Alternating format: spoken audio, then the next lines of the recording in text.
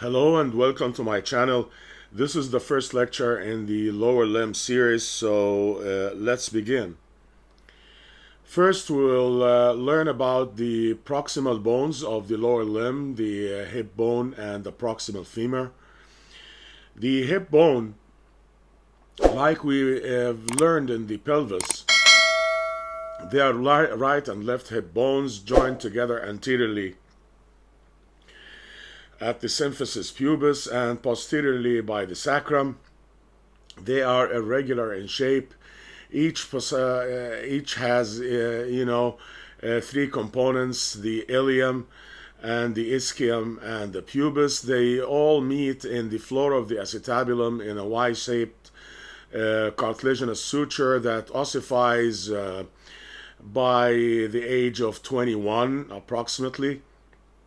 So it's normal to find a Y-shaped suture in the acetabulum in a young patient, younger than 21 years old. It has the acetabulum, as I told you before, the obturator foramen, which is closed by obturator membrane. It has an anterior superior iliac spine, anterior inferior iliac spine, anterior posterior superior iliac spine, posterior inferior iliac spine. It has an ischial spine that marks the limit between the greater sciatic notch and the lesser sciatic notch. These are the main features you can see on the ilium, so let's go in details.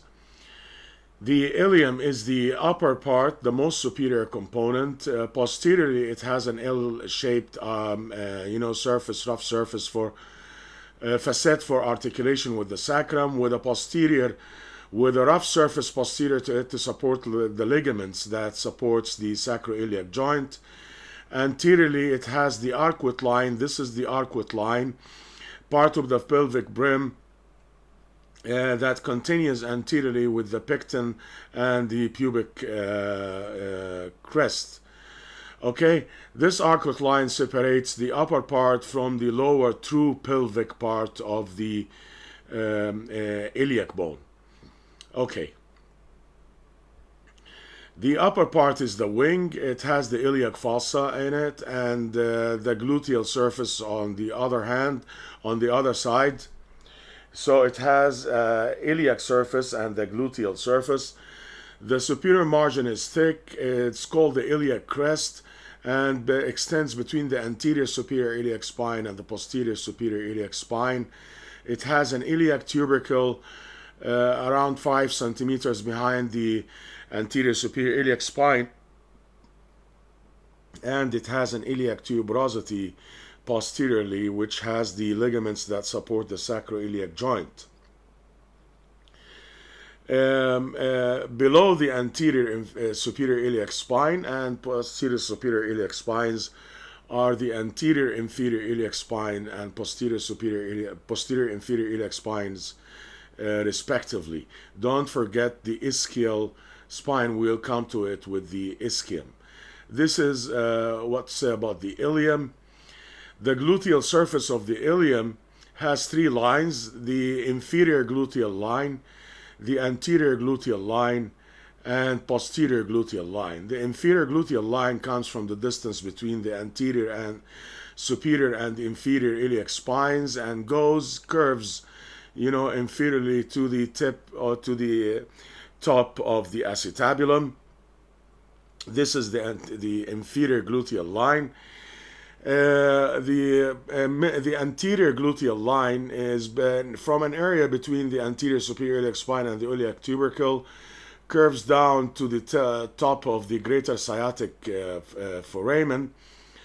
Okay, and now between the anterior and inferior gluteal lines is the gluteus minimus attachment. Don't forget that. The posterior gluteal line is almost vertical from the iliac crest down to the edge of the greater sciatic foramen, and the area between the posterior gluteal line and the anterior gluteal lines occupied by the attachment of the gluteus medius. So the gluteus minimus between the anterior inferior and between the inferior gluteal line and the anterior gluteal line. Between the anterior and posterior gluteal lines is the gluteus medius.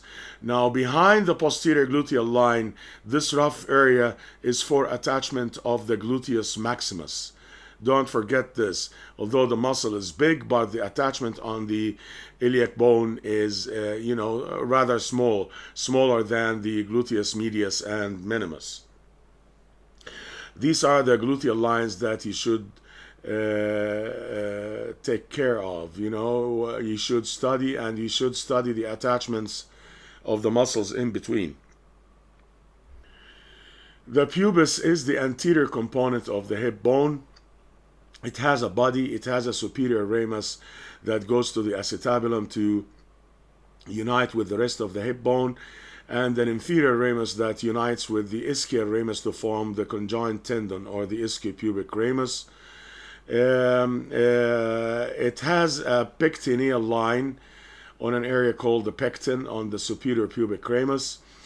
It has an obturator groove that forms the upper part of the obturator canal. Canal for the obturator vessels and nerves from the obturator membrane occluded obturator foramen. Okay, so this is the pubic bone. Don't forget the pubic tubercle and the pubic crest at the front.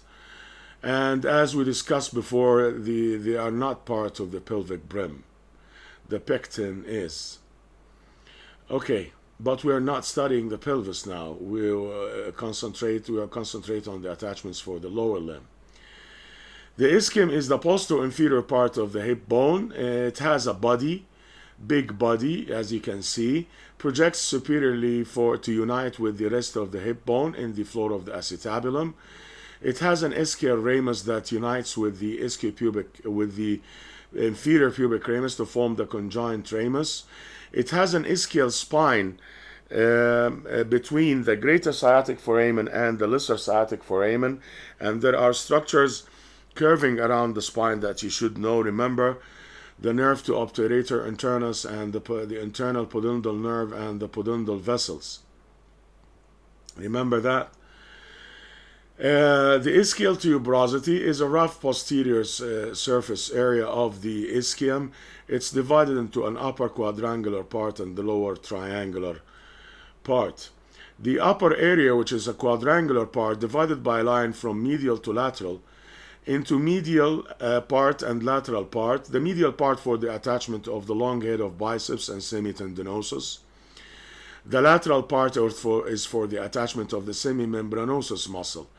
The lower triangular part is divided by a line into medial and lateral.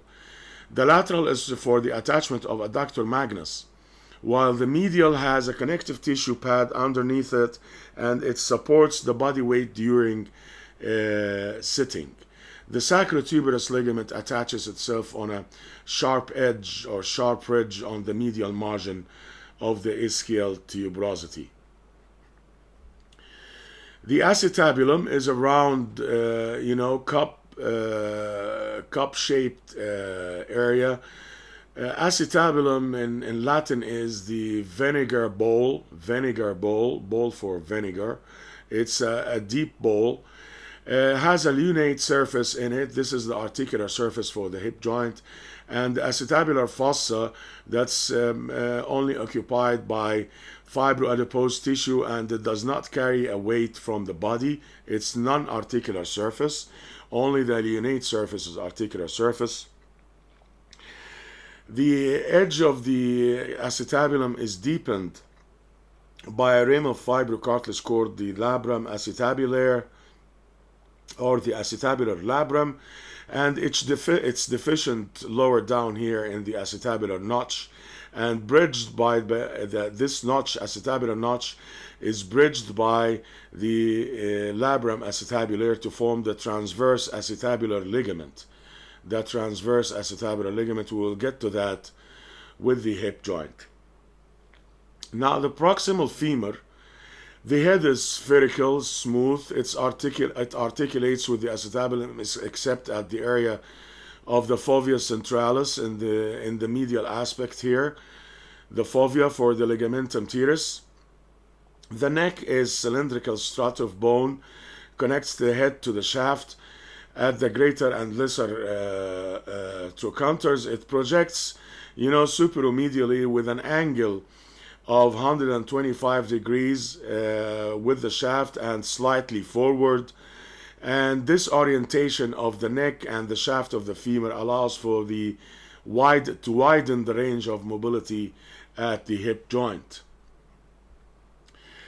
The greater tuberosity projects from the shaft of the femur. On the medial surface, it has the trochanteric fossa for the attachment of the obturator internus muscle. For the obturator externus muscle. I'm sorry about that. The trochanteric fossa for the obturator externus muscle. The obturator internus and piriformis are attached above it. Anteriorly, there is an rough area for the gluteus minimus, and laterally there is a rough area for the gluteus medius attachments on the greater trochanter. The lesser trochanter, it's rather two masses. It's for the attachment of the iliopsoas muscle, and it's smaller than the greater trochanter and of conical shape. The intertrochanteric line, as you can see here, extends between the greater and lesser trochanters and continues with the pectineal line or the spiral line on the medial surface of the femur that continues with the medial lip of linea aspera. Okay? The intertrochanteric crest is this area, elevation between the greater and lesser trochanter. Remember the quadrate tubercle on it for the attachment of the quadratus femoris muscle. This is the arrangement of the greater and lesser trochanters. The shaft descends with a 7 degrees angle from the vertical axis. It should be like that. Yes. So lower down is closer to midline than the upper part. The linea aspera diverges into two lines at the top, laterally to the line of the gluteal tuberosity for the attachment of the gluteus maximus muscle, and medially with the spiral line. See this spiral line that continues under the lesser trochanter with the intratrochanteric line at the front. The spiral line. We will study it when we study the vasti, the quadriceps muscle. So remember the pectineal line or the spiral line and the line of the gluteal tuberosity. The hip joint is an articulation between the head of the femur and the acetabulum.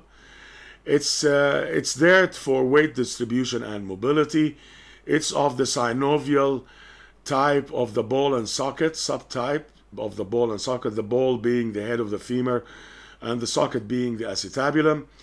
The articular surfaces are the lunate surface in the acetabulum and the labrum acetabulare that deepens the margin of the acetabulum. It's a piece of fibrocartilage or a rim of fibrocartilage that deepens the articular surfaces and forms the transverse acetabular ligament below when bridging the acetabular notch.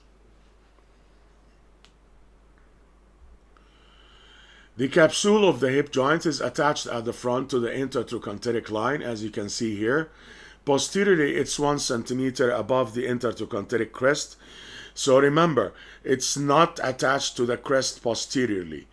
It's at a higher level than the crest. It's in the middle of the neck. See that? But anteriorly to the intertrochanteric line. The anterior part of the capsule is reflected anteriorly under the capsule as the retinacular part or the reflected part, and carries some of the blood vessels for the hip joint. The capsule itself has 2 sets of fibers, inner circular fibers called the zona orbicularis, and outer longitudinal or external longitudinal fibers, as you can see here. Okay, the synovial membrane, it attaches around the articular margins and lines the capsule. It forms a tube around the round ligament of the head of femur or the ligamentum teres to isolate it from the joint cavity, and may communicate with the iliopsoas bursa at the front. usually communicates defect in the capsule anteriorly. The ligaments are the iliofemoral ligament.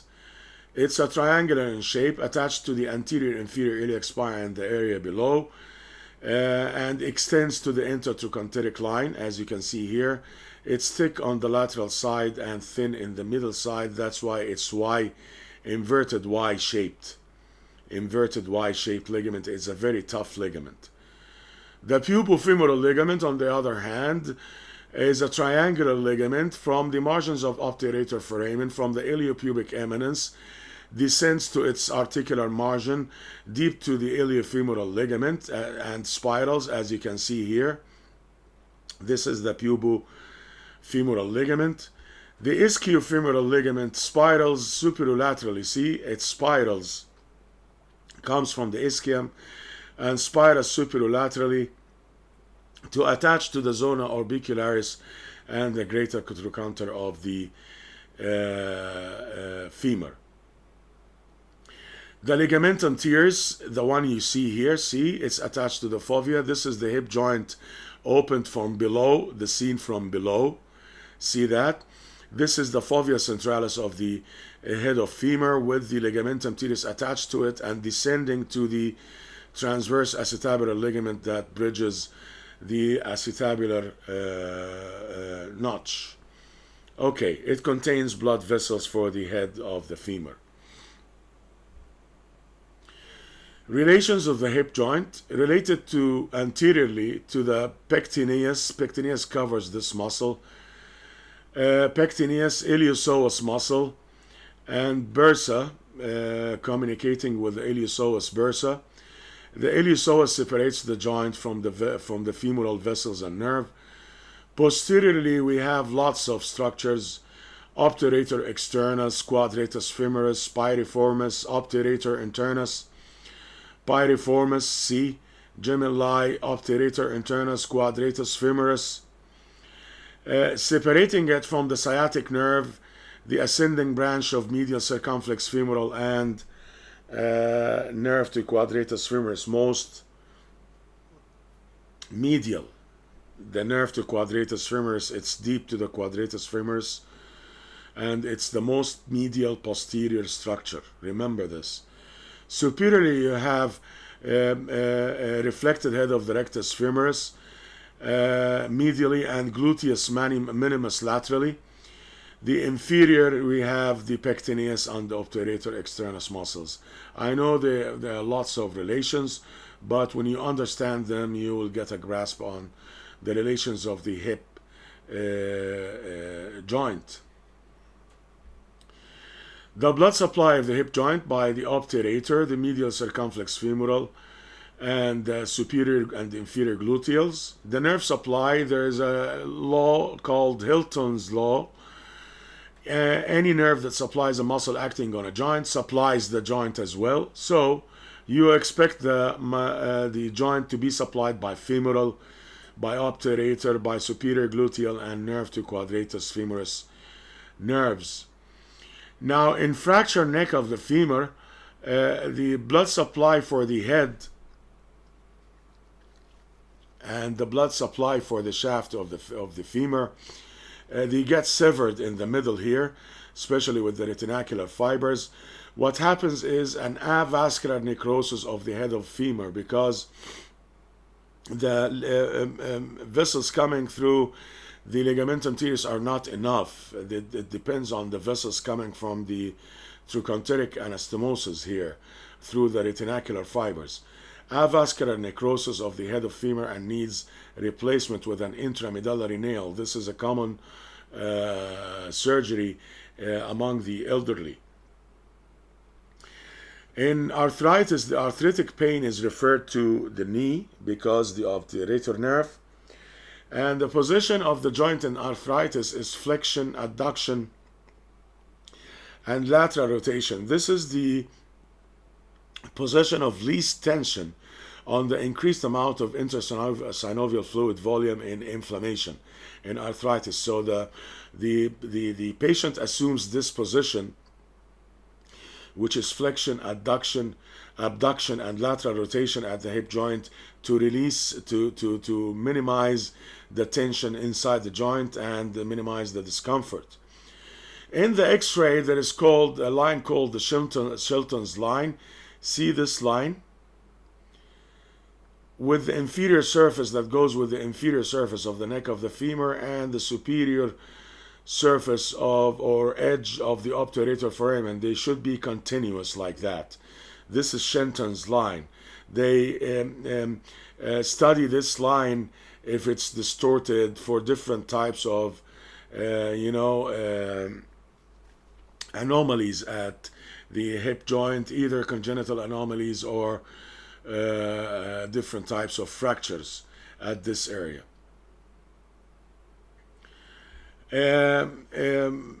For congenital cases at the hip joint, you have the coxa valgus, where the hip is directed laterally, more laterally. Vera, coxa vera, directed more medially. The angle is sharper. And dislocation, the congenital dislocation, I've been asked about that. Congenital dislocation is directed superiorly, is a superior dislocation due to deficient superior lip of acetabulum. The acquired dislocation is posterior dislocation, because what happens is when the femur is flexed, media rotated and adducted as like sitting on a car seat, the head is mostly exposed from the acetabulum posteriorly. This is the weakest point of the hip joint when sitting down like that. So an impact from at front of the femur in car accident, this will dislocate the head posteriorly. So the acquired dislocation is always posterior dislocation, almost always posterior dislocation, while the congenital dislocation is superior dislocation. Superior dislocation in congenital due to deficient upper lip of the acetabulum, posterior dislocation of the head of the femur, and subsequently injuring the sciatic nerve, because the head is maximally exposed when the femur is flexed, adducted, and media rotated as in sitting in a car seat. Well, this concludes the talk about the osteology and the hip joint. I hope you got the maximum benefit from this lecture, and thank you very much for watching.